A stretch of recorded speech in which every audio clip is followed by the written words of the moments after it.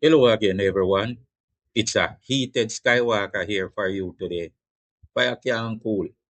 Bahama is here from Ghana, and even the great doctor seems to be off his rockers, being caught in the game by an African legacy traitor who is selective about the injustice of slavery that his people dealt to us. Bahama, who benefited from slaving us. Jamaica can have no reparations talk with African slave sellers like Mahama. Jamaica must have no reparations talk with African slave sellers like Mahama. None, none at all, because this is the double blow. Betrayal repeated. First, they sold us for muskets, for gunpowder, for scraps. Now they want to collect our blood money from Europe on our behalf, while never paying reparations for their own crimes against us. That is attacking the victim and rubbing salt in the wound. No way, no way can that be. They attacked us wickedly. Judaic rooted peoples in Africa were told, convert to Islam or die. Our nobles were dethroned, stripped of dignity, and sold cheaply because their captors had already affirmed them for death. Whole lives exchanged for muskets, for trinkets. Tell me, how many slaves for a musket? How many lives for a barrel of gunpowder? That is how little our blood was valued. And when Britain finally moved to abolish the trade, those same merchant families petitioned against abolition, claiming it would destroy their economy. That is the receipt. They were not victims of Europe. They were partners in crime, partners in the crime.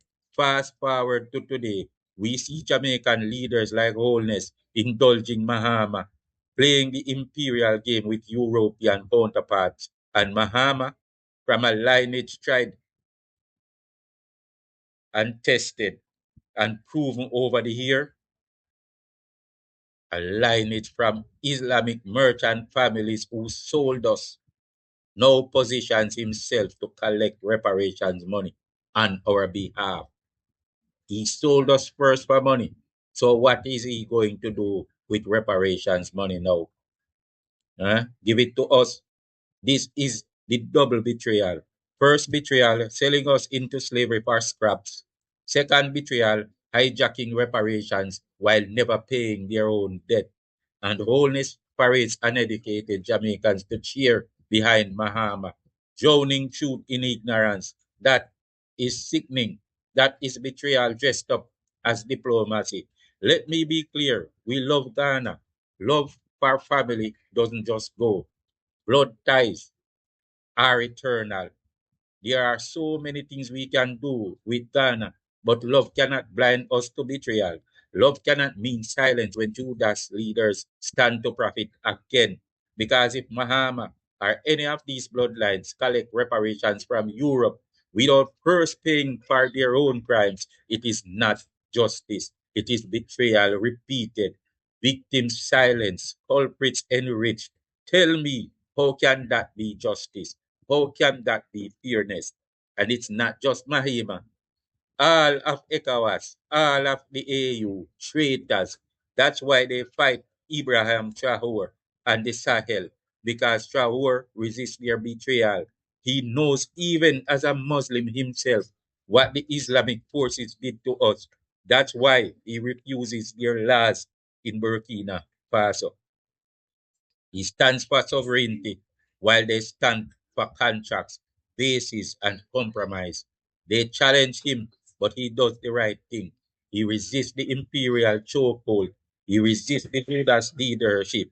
That is why they fear him. That is why they fight him, because he exposes their betrayal. We and Africa stand on two different angles when it comes to reparations. We are the victims, they are the culprits alongside Europe and the US. They should pay, we should receive.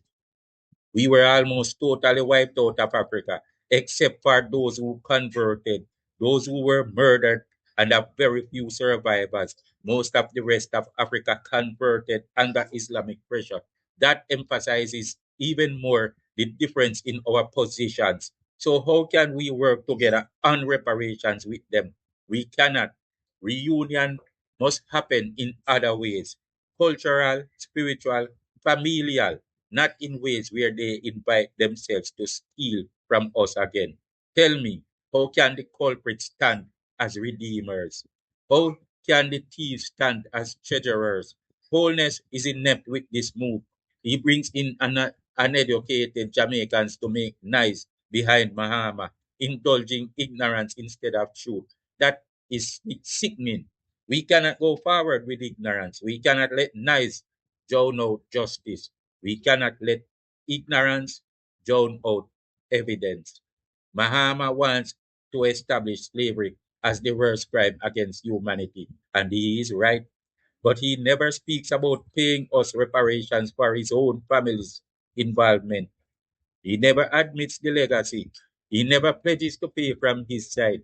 Instead, he positions himself to collect from Europe and ours.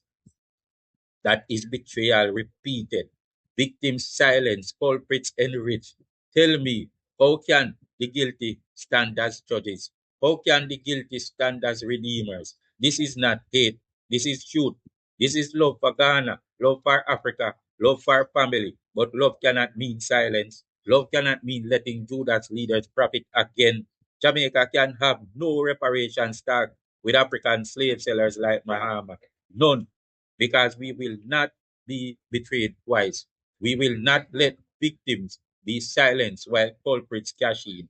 We will not let mental slavery continue under Judas' leadership. No way, no way can that be.